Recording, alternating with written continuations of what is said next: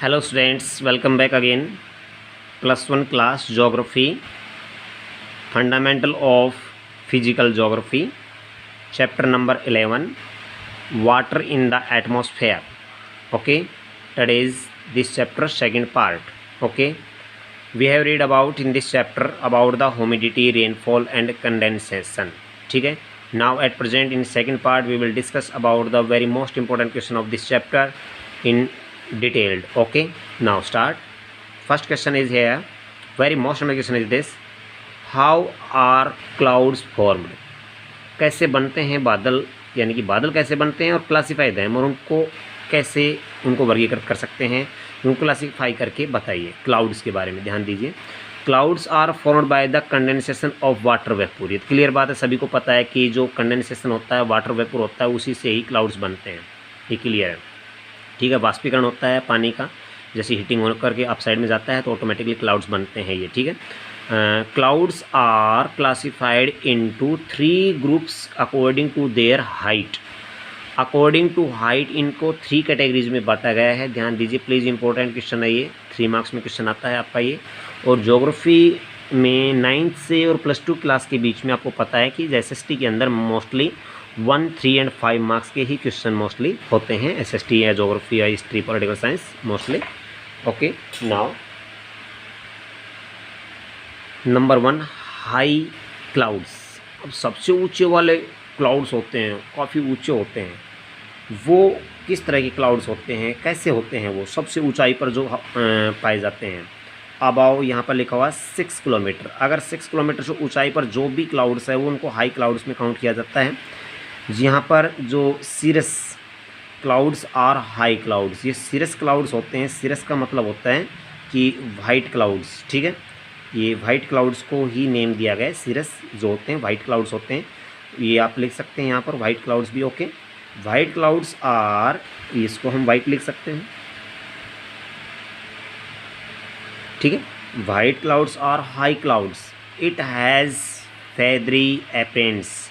ये जो बादल होते हैं ये पंखनुमा बने रहते हैं, यानी कि जैसे आपने कभी पंख देखे होंगे, जो फीदर्स होते हैं उस टाइप के ये ऑटोमेटिकली जो बिखरे बिखरे वैसे बादल होते हैं और बहुत ऊंचाई पर होते हैं। यानी कि वाइट क्लाउड्स होते हैं, वाइट क्लाउड्स होते हैं जो कि अबाउ 6 किलोमीटर वाले होते हैं, वो सभी के सभी कंप्लीट फेदरी अपीयरेंस वाले होते हैं। नेक्स्ट है मीडियम क्लाउड्स। अब ये नहीं ज़्यादा हाइट में नहीं ज़्यादा डाउन में, तो ये मीडियम क्लाउड्स होते हैं अबाउट 2 to 6 किलोमीटर, ठीक है। इम्पोर्टेंट तो ये हो गया कि अबाउट 6 किलोमीटर जो भी हैं वो कंप्लीट हो गए हाई क्लाउड्स में। अब यहाँ के अर्थ के सरफेस पार्ट से यानी कि लेकर के हम देखते हैं 2 किलोमीटर के बाद में और 6 किलोमीटर के बीच का जो पार्ट एरिया है वो कंप्लीट मीडियम क्लाउड्स के नाम से जाने जाते हैं। कोलुमस, अंडरलाइन कर लेना, कोलुमस क्लाउड्स और मीडियम क्लाउड्स। ये कोमुलस जो क्लाउड्स होते हैं मोस्टली, ठीक है, पछाप बादल जिसको कह सकते हैं, ये मीडियम क्लाउड्स होते हैं, ठीक है। ये कोमुलस का नाम याद रखना, कोमुलस, ठीक है। कोमुलस क्लाउड्स हैं, ये 2nd नंबर के हैं। से डाउन से लगाइए, अप साइड से 2nd नंबर पर लगाइए, ठीक है। Medium clouds, these are woolly and whitish cloud. ये काफ़ी जैसे कि ऊन होती है या फिर कपास होती है, जैसे आपने कभी देखी होगी कपास होती है, कपास का जो यानी कॉटन आपने देखा होगा, उस कॉटन टाइप में एकदम से वूली यानी कि ऊनी से, यानी कि ऊन सी बिखरी हुई ऊन होती है, इस टाइप के होते हैं। और मोस्टली लगभग ये वाइटिश क्लाउड होते हैं। ये भी मोस्टली क्या होते हैं, वाइट क्लाउड टाइप के होते हैं, जो कि न ही ज़्यादा ब्लैक होते हैं न वाइट होते हैं। ये ऊनी जो होती है, यानी कि वुली जो वर्ड होता है यहाँ पर दिया गया है, ये कुछ उगले से यानी कि मोस्टली यानी कि बादल होते हैं जो न ब्लैक होते हैं न वाइट होते हैं। ये मीडियम क्लाउड्स होते हैं जिसको कोलुमस क्लाउड्स कहा जाता है। ये क्वेश्चन बन जाएंगे in between 2 kilometre to 6 kilometre which type of the clouds are found in our जो एटमॉस्फेयर, ठीक है। तो हम क्या कहेंगे उसके अंदर, कोलुमस क्लाउड्स। ये किलोमीटर के डिस्टेंस के साथ पूछा जाता है क्वेश्चन, वेरी मोस्ट इम्पोर्टेंट है। अब चलते लो क्लाउड्स। लो क्लाउड्स है कि नीचे वाले क्लाउड्स, यानी कि निम्न क्लाउड, जिसको यानी कि जो निचले बादल कह सकते हैं, बिलो 2 किलोमीटर, ठीक है, यानी कि 0 to 2 किलोमीटर, ठीक है, क्लियर है। तो बिलो 2 किलोमीटर, 2 किलोमीटर जस्ट नीचे जितने भी हैं वो सभी लो क्लाउड्स होते हैं। Nimbus, NIMBUS, nimbus, very most important question है ये। निम्बस क्लाउड होते हैं वो सबसे नीचे होते हैं, अर्थ के पास होते हैं। Are low clouds, these dark grey clouds give rain, और यही वो बादल होते हैं जो काले गहरे होते हैं, ठीक है, और जो बारिश करते हैं, ठीक है, इनकी वजह से बारिश होती है। क्लियर बात है कि जो ब्लैक और डार्क ग्रे टाइप के जो क्लाउड्स होंगे वो मोस्टली अर्थ के पास होंगे और उन्हीं से ही रेनफॉल होती है, ठीक है। तो सबसे नीचे से चलते हैं nimbus cloud, after that cumulus clouds, उसके बाद सीरस क्लाउड्स, ठीक है। वेरी मोस्ट इंपॉर्टेंट है, कभी नहीं भूलना है ये 3 टाइप्स के क्लाउड्स, ओके। उसके बाद नेक्स्ट चलते हैं, क्वेश्चन हमारा इंपॉर्टेंट चलता है नेक्स्ट, जो ऐसे टाइप का क्वेश्चन है हमारा, ठीक है, जो वेरी मोस्ट क्वेश्चन है ये भी, जो कि एक्सरसाइज का क्वेश्चन नंबर जो फर्स्ट है, लॉन्ग वाला क्वेश्चन है, ठीक है, 5 मार्क्स में क्वेश्चन पूछा जाता है। Discuss the salient feature of the world distribution of the precipitation. अब चलिए कि वर्ल्ड में कहाँ कहाँ पर कितना कितना परसेंट में जो प्रेसिपिटेशन यानी कि बारिश वगैरह और वर्षण, वैसे प्रेसिपिटेशन को वर्षण कहते हैं, ठीक है, लेकिन एट प्रेजेंट हम रेन कहते हैं उसको, ठीक है, no problem. Distribution of the rainfall, the distribution of the rainfall is shown the according to the latitudes, latitude के अकॉर्डिंग उसको यानी कि शो किया गया है। This is known as the zonal distribution, ठीक है, इसको जोनल डिस्ट्रीब्यूशन का नाम भी दिया जाता है, जिसको लेटीट्यूड के अकॉर्डिंग उसकी रेनफॉल को शो किया जाता है, ठीक है। तो हम चलते हैं, फर्स्ट है द एवरेज एनुअल, ध्यान से सुना please, okay. The average annual precipitation for the whole earth is about 975 millimetre, millimetre, ठीक है। एवरेज एनुअल रेनफॉल क्या होगी पूरे अर्थ के ऊपर कंप्लीट जितना भी है, कहीं है कहीं नहीं है, कहीं ज़्यादा है कहीं बहुत ज़्यादा हैवी रेनफॉल है, कहीं बिल्कुल भी नहीं है। डेजर्ट एरिया को भी देख करके, वेट पॉइंट एरिया को भी देख करके सारा हिसाब लगा करके 975 millimetre. On the land it is about 660 millimetre, ये भी क्लियर बात है। अगर लैंड पार्ट पर देखा जाए तो ये 660 है, but on the ocean it is about 1100 millimetre, ये भी क्लियर है। तो इन दोनों की एवरेज निकाल करके उसको 975 बताया गया है, ठीक है। तो ये यहाँ क्वेश्चन बन जाता है, on land average annual precipitation is about 660 millimetre, और ऑन ओशन जो होता है ये अबाउट 1100 मिलीमीटर, ठीक है। एवरेज में इसको 975 मिलीमीटर काउंट किया गया है, ओके। वर्ल्ड के अंदर ये डिस्ट्रीब्यूशन है, ठीक है, जो कि रेनफॉल है उसका है, ओके। नेक्स्ट है, नेक्स्ट पॉइंट अपना द सेकंड पॉइंट है the maximum annual rainfall is about 1900 millimetre and it occurs in the equatorial zone between 10 degree north और 10 डिग्री साउथ लेटीट्यूड। मैंने आपको पहले भी बताया था कि मोस्टली क्या होता है, जो एक्वेटोरियल जोन होता है, मैंने आपको एक बात बताई थी रेनफॉल का, याद कीजिए वो कौन सी रेनफॉल बताई थी मैंने, कन्वेक्शनल रेनफॉल, वेरी गुड, आपने सही बताया।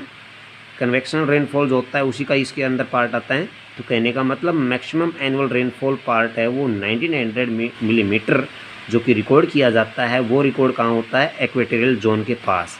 वो कहाँ, एक्वेटोरियल जोन कहाँ है, ये है 10 डिग्री नॉर्थ और 10 डिग्री साउथ लेटीट्यूड्स का बीच का पार्ट, यानी कि सीधी सी बात है 0 टू साउथ में चलेंगे 1 2 3 4 5 6 7 8 10, और 0 से अप साइड में चलेंगे 10 तक, तो ये 10 का जितना भी गैप हो गया वो क्या होगा, आप समझ रहे हैं, वो कंप्लीट होगा जो कि इस लेटीट्यूड्स के बीच में आता है। तो इसमें सबसे ज़्यादा 1900 मिलीमीटर का अगर पार्ट देखने को मिलता है तो ये अकॉर्डिंग टू लेटीट्यूड्स आपको बताया समझाया गया है। अब आगे चलते हैं थर्ड नंबर पर। अब हम 10 तक की बात कर चुके हैं, अब चलते हैं 20 टू 30 डिग्री लेटीट्यूड्स। अब आपको पता है कि इंडिया है वो 8 डिग्री 4 मिनट साउथ से शुरू हो जाता है, आपको पता है, ठीक है, ये आपको अच्छी तरह पता है। तो इसका मतलब क्लियर है कि इंडिया का पार्ट इसमें साउथ वाला पार्ट इंक्लूड हो गया था, और यहाँ पर हम 20 से 30 की बात कर रहे हैं, तो हमारा इंडिया नॉर्थ हेमिस्फीयर में है और इसके अंदर कंप्लीट लिया जाता है। तो बिटवीन 20 टू 30 डिग्री लेटीट्यूड्स, ये बोथ हेमिस्फीयर की बात कर रहे हैं हम, ठीक है, बोथ लेटीट्यूड्स की बात कर रहे हैं, नॉर्थ और साउथ वाली latitudes. The average annual rainfall is 800 millimetre, ठीक है, ये 800 मिलीमीटर्स के नियर अबाउट है यहाँ पर, ये ध्यान दीजिए प्लीज़, ओके। नेक्स्ट है बिटवीन 45 डिग्री। अब हम बात करेंगे कि सर ये 30 से और ये 44 या 45 के बीच वाला जो पार्ट है ये रिसीव रेनफॉल नहीं होता है, ये मोस्टली इतना रिसीव रेनफॉल नहीं है। इसके पीछे रीज़न है कि इसमें जो है वो क्या है कि जो रेनफॉल नहीं हो करके जो हमारा जो 37 डिग्री वाला पार्ट एरिया है मोस्टली ये ऐसा एरिया है जो कोई काफ़ी जो हम कह सकते हैं आइस जो होती है या स्नो होती है, स्नो फॉलिंग वाला एरिया होता है, वो इंडिया टाइप एरिया में स्टार्ट हो जाता है। तो हम बात करेंगे 45 डिग्री से 55 डिग्री लेटीट्यूड्स, ठीक है, जो कि जिसको हम टेम्परेट जोन भी कह सकते हैं। उसके बाद वाला एरिया जो चल रहा है एट प्रेजेंट टेम्परेट जोन में। The average annual rainfall minimum about 1000 millimetre. ये 1000 मिलीमीटर तक का एक कंप्लीट है कि जिसके अंदर ये मोस्टली ये रेनफॉल होती है 45 से 55 degree latitudes, both latitudes, north और साउथ, ठीक है।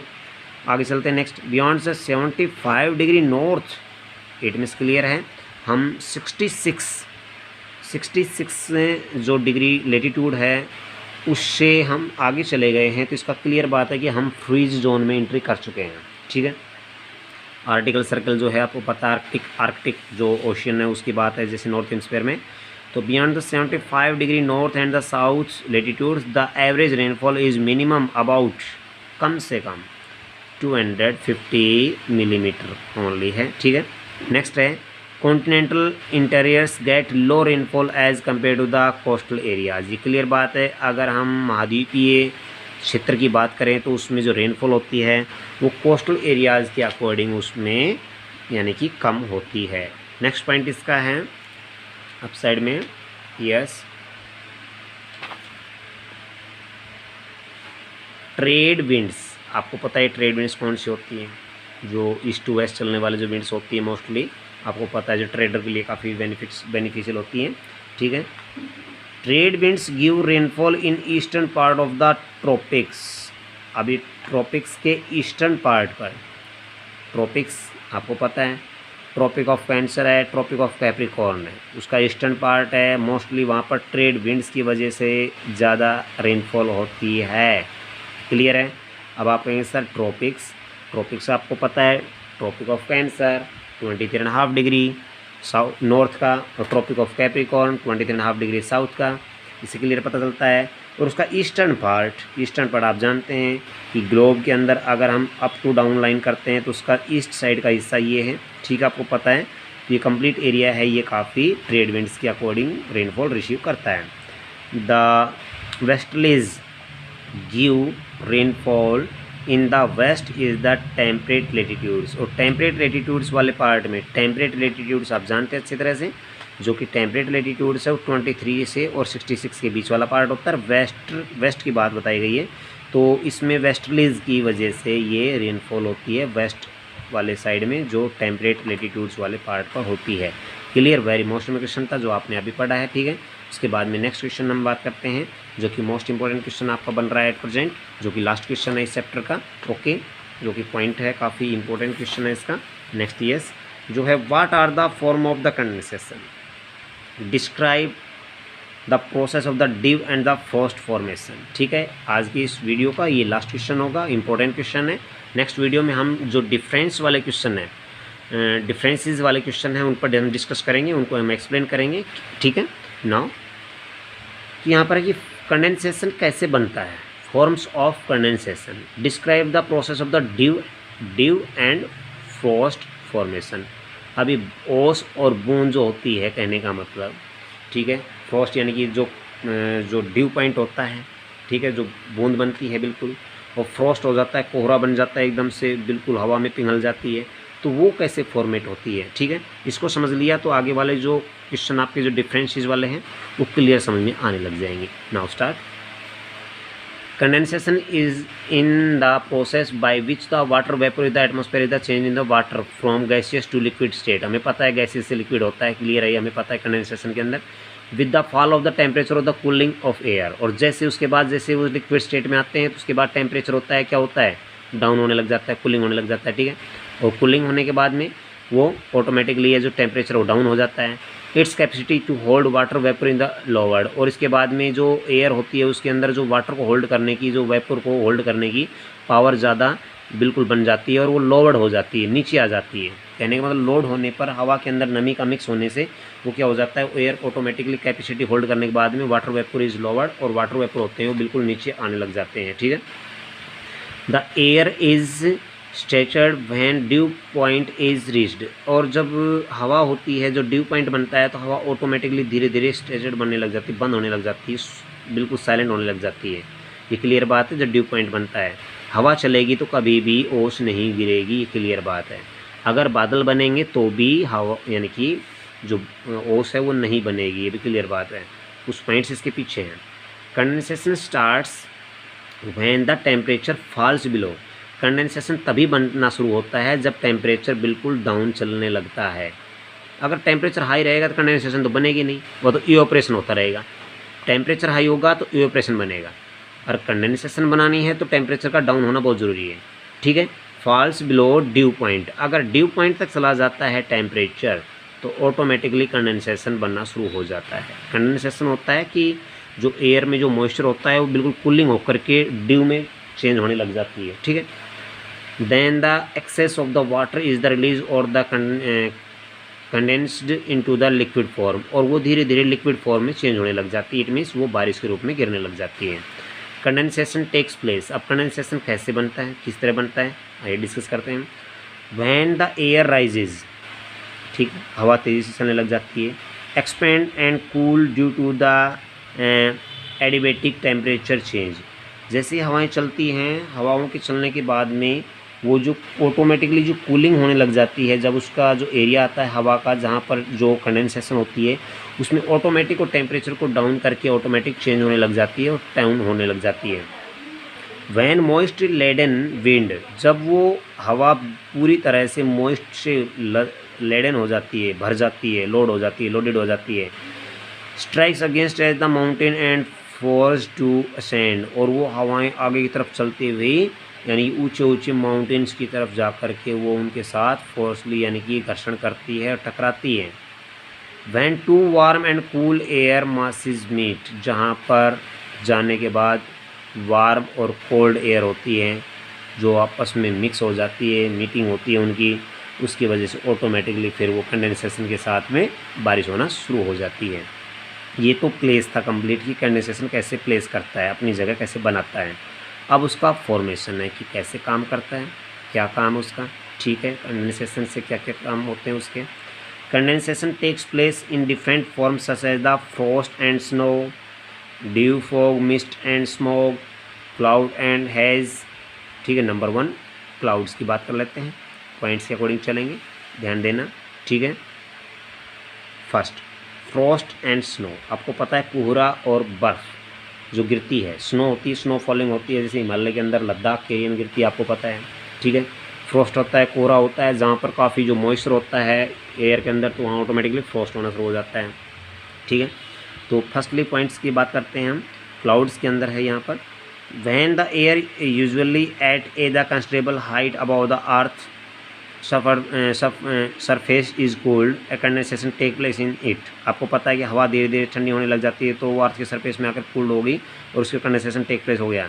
As a result a mass of small water drop is formed, और उसके बाद धीरे धीरे उसमें से छोटी छोटी बूंदें होती हैं वो, या बड़ी बूंदों के रूप में वो धीरे धीरे गिरने लग जाती है। दिस इज़ कॉल्ड क्लाउड, और उसी को ही हम क्लाउड कहते हैं जो बूंदों में उसमें जो चेंजमेंट हो जाता है। Clouds are formed when air carrying the moisture lifted upward and cooled its rises. आपको ये भी पता है कि क्लाउड्स होते हैं वो बनते तभी हैं जब एयर के अंदर मॉइस्चर ज़्यादा हो जाता है और लिफ्टेड होकर के अपवर्ड और कूल्ड इट्स एज राइजेज, और ऊपर की तरफ उठते समय वो एकदम से ऑटोमेटिक ठंडी होकर के नीचे गिरने लगती है। The condensation water droplets train in the dust particles air the end, आपको पता है कि जो कंडेंसेशन वाटर होता है, ड्रॉपलेट्स होती है, उसके अंदर काफ़ी डस्ट पार्टिकल भी मिक्स होते हैं इन the air and thus reduce the visibility, और इसकी वजह से वो कहीं बारिश होती है तो दूर तक कोई चीज़ दिखाई नहीं देती है।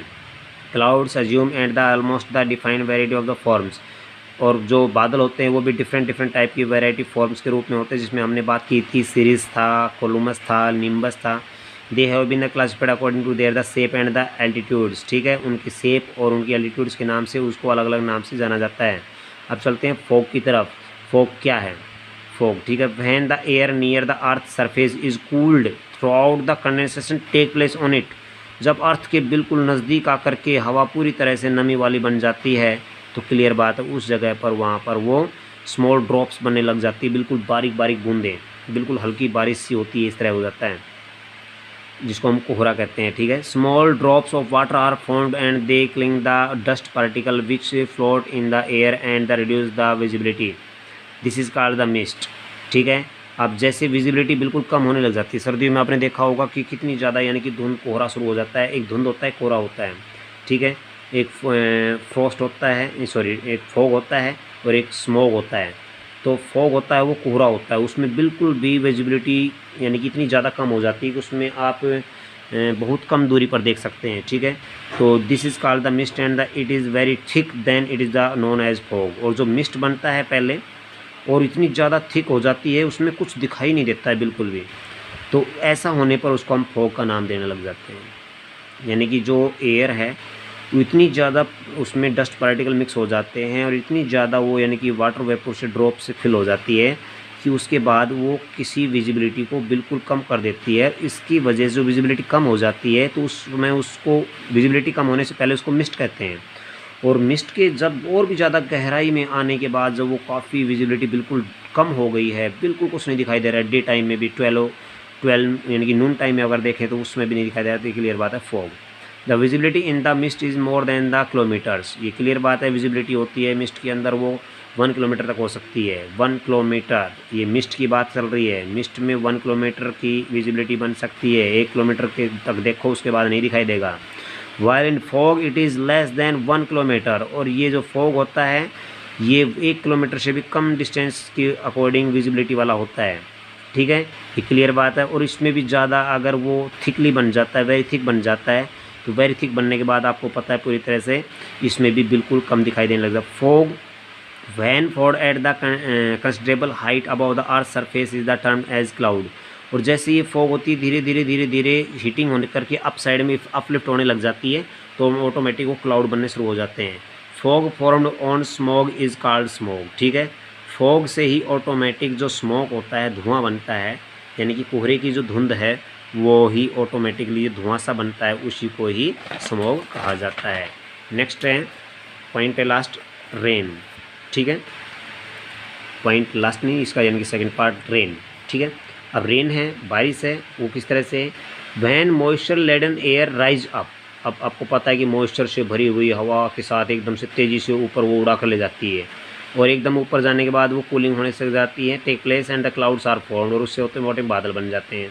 If the clouds are the further cooled, और जल्दी वो बादल एकदम से ठंडे हो गए हैं, there is more condensation and the drops of the water that are formed are big in size. और अगर जल्दी से एकदम से कूल हो गई है तो जल्दी कूलिंग होने पर वो ड्रॉपलेट्स होती है वो काफ़ी बड़ी बड़ी बूंदों के रूप में वो अर्थ पर गिरेगी। अगर कंडेंसेशन बिल्कुल स्लो हो रहा है तो क्लियर बात है वो बारीक जो बूंदें होती हैं वो गिरेंगी। अगर कंडेंसेशन ऑटोमेटिक स्पीडली हुआ है तो क्लियर बात है बिग साइज की जो यानी कि जो ड्रॉपलेट्स गिरती हैं। These big drops are too heavy to remain hanging in the air and fall down toward the earth surface. कई बार ये बड़ी बड़ी बूंदें ऐसे होती हैं कि हम इतनी भारी भरकम रूप में होती है कि हम इनको दूर से भी यानी कि लटकती हुई बूंदों के रूप में उनको देख सकते हैं आकाश से गिरती हुई, ठीक है, और सरफेस पर जब गिरती हैं। The falling of these drops of water from the clouds is known as the rain. और इन बादलों में से जो ड्रॉपलेट्स जब डाउन साइड में गिरती है उसी को ही हम रेन कहते हैं, ठीक है। स्नोफॉल कैसे होता है डिस्कस करते हैं। If the condensation take place at the temperature below freezing point, अगर कंडेंसेशन डाउन होता ऑटोमेटिक हुआ है तो वो ड्रॉपलेट्स बिग बन जाती है, आपने देखा। और अगर वो इतना ज़्यादा टेम्परेचर डाउन हो गया है कि वो ड्रॉपलेट्स हैं वो बिल्कुल ही फ्रीजिंग होने लग जाती है, और फ्रीजिंग होगी ऑटोमेटिक तो 0 डिग्री सेल्सियस पर पहुंच जाएगी, तो आपको पता है क्लियर ऑटोमेटिक स्नो बन जाएगी। The water vapour condensation into small crystals of ice instead the drop of water, और बिल्कुल ही ये क्रिस्टल रूप में यानी कि पूरी तरह से यानी कि चमकते हुए यानी कि जो रुई के जो तरह से ऑटोमेटिकली ये वाटर ड्रॉपलेट्स के साथ साथ गिरनी शुरू हो जाती है। This small crystal then unite the form the flakes of ice called snow, और ये छोटे छोटे टुकड़े जो होते हैं जो फ्लैक्स ऑफ द आइस होते हैं उन्हीं को हम स्नो कहते हैं। यानी कहने का मतलब जो कंडेंसेशन होती है वो फ्रीजिंग पॉइंट पर पहुंच जाता है टेम्परेचर, तो उसके साथ साथ वो ऑटोमेटिकली 0 डिग्री सेल्सियस पर जाने के बाद वो ड्रॉपलेट्स होती है वो यानी कि फ्रीजिंग होकर के क्या बन जाती है, ऑटोमेटिक वो स्नो बन जाती है। The coming down of the snowflakes toward the earth surface is known as the snowfall. और जब ये अर्थ की तरफ स्पीड से आती हैं तो इसको हम मोस्टली क्या कहते हैं, इनको स्नोफॉलिंग कहने शुरू कर देते हैं। ओके, नेक्स्ट है हेल। हेल होते हैं ओले, जिनको ओले कहते हैं, ठीक है, जो आसमान से मोटे मोटे और बारीक बारीक और मीडियम साइज़ के रसगुल्ले गिरते हैं ना, कहने का मतलब आप समझ रहे हैं, हेल मतलब ओले। Sometimes rain drops on their way on the earth surface are carried by the strong air currents. कई बार क्या होती है कि रेन ड्रॉप्स होती है वो अर्थ की तरफ स्पीडली आ रही है, और आते हुए जो उनके जो वे के अंदर क्या होता है कि स्ट्रॉन्ग एयर करंट्स होती हैं काफ़ी कूलिंग वाली, वो उनको हीटिंग करती है, और वो इतनी ज़्यादा ठंडी होती है कि वो ड्रॉपलेट्स को ऑटोमेटिक और ज़्यादा कूल कर देती हैं।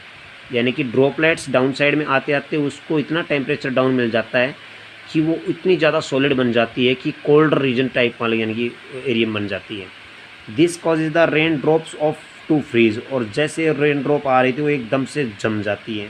After freezing they collect more water which too freezes. और जब वो जमने लगती है तो एक दो बूंदों के साथ वो काफ़ी ज़्यादा ड्रॉप्स को इंक्लूड करने लग जाती है अपने साथ, ठीक है। वो इतनी ज़्यादा ड्रॉपलेट्स को इंक्लूड करने लग जाती है कि उनके साथ साथ कम्प्लीटली वो यानी कि जो फ्रीजिज पॉइंट पर जा कर के वो एकदम से क्या हो जाती है, पॉइंट्स में ऐसे बन जाती है कि फ्रीजिंग बन जाती है, और वो हेल टाइप ही बन जाती है गोल गोल। Thus they grow in the size and the become heavy. और वो इतनी ज़्यादा साइज़ में बड़ी हो जाती है कि वो बहुत ज़्यादा भारी भरकम होने लग जाती है। इट मीन्स ये समझिए कि नियर अबाउट 50 ड्रॉप्स को अगर इंक्लूड करके और उसको फ्रीज़ किया जाए तो एक साथ वो ये समझियो कि मार्बल की टाइप से बन जाता है ऑटोमेटिक। आपने कभी ओले गिरते हुए देखे होंगे, ज़मीन पर गिरने के बाद टूट जाते हैं, लेकिन अगर डायरेक्ट किसी सैंड पर या सॉइल पर कहीं गिरते हैं, ठीक है, तो उसको हम देखना चाहें तो उसकी शेप आप देख सकते हैं। ऐसा लगता है जैसे कि जो बारीक बारीक छोटे छोटे जो अलग अलग ड्रॉपलेट्स के जमने के बाद फिर उनको ज्वाइंट किया गया हो, कई बार ऐसा होता है, ठीक है, कई बार बिल्कुल गोल होते हैं। They become so big and heavy that are air can no longer hold them. और कई बार इतने भारी भरकम हो जाते हैं कि हवा भी उनको बिल्कुल पूरी तरह से रोक नहीं पाती है, और वो डायरेक्ट सीधे अर्थ की तरफ चलते हैं यानी कि गिरने लग जाते हैं। Therefore the fall back to the earth surface is hailstones. और उनको ही यानी कि आप समझ रहे हैं कि ओलों की बरसात या हेल स्टोन्स कहते हैं, ठीक है। Next second last point of this, due. Due मतलब आप जानते हैं कि बूंद का बनना, ओस का बनना, ठीक है, ओस जो होती है। When the temperature of the air is higher than the dew point and the cool object having the lower temperature comes in the connect of the such air, the air cools down below the dew points।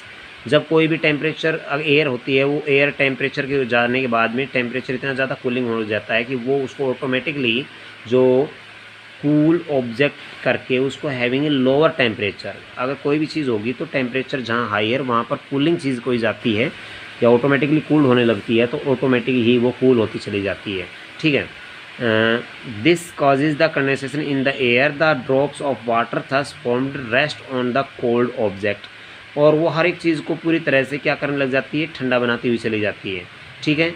These drops of water on the cold object are called dew. और ऐसी ही जो drops होती है जो हवा के अंदर जो वाटर की जो मिक्स होती है कोल्ड ऑब्जेक्ट को कर देती है, उसी को ड्यू कहते हैं। यानी कि हर एक चीज़ को ठंडा कर देना, ठीक है, उसके अंदर मॉइस्चर को यानी कि कंप्लीट कंटिन्यू बना देना। अब फ्रॉस्ट की बात आ जाती है, ठीक है, चलते हैं। Frost, when the due point reach is below. Due point आपको पता है जब पानी बिल्कुल जमने लगता है, ड्यू पॉइंट होता है टेम्परेचर के according below the freezing point 0 degree Celsius. अगर पूरी तरह से 0 डिग्री सेल्सियस से भी नीचे चला गया है पूरी तरह से, जो स्नोफॉल वाली बात यहाँ पर आएगी, ध्यान रखना। The water vapour will condense as crystal of ice. ये स्नोफॉल वाला ही दूसरा पार्ट है, ध्यान रखना, फ्रॉस्ट है ये, ठीक है। Ice and not as drop of water. कोई भी किसी तरह की भी बारिश की बूंद ना हो, ओनली आइस टाइप में हो तो पूरी तरह से उसको फ्रॉस्ट कहते हैं, ठीक है। उसको फ्रॉस्ट में यहाँ पर लिया गया है, ये फॉरेस्ट और फ्रॉस्ट में थोड़ा मिस्टेक कर रखा है, फ्रॉस्ट है ये FROST, ठीक है। तो फ्रॉस्ट कहते हैं यानी कि स्नोफॉल से भी ज़्यादा सॉलिड हाइट जो स्नो फॉलिंग होती है वो फ्रॉस्ट होती है। और जो स्नो फॉलिंग होती है उसमें कुछ ड्रॉपलेट्स मिक्स होती हैं, बारीक बूंदें होती हैं, वो स्नो फॉलिंग के रूप में होती है। Okay, bye bye.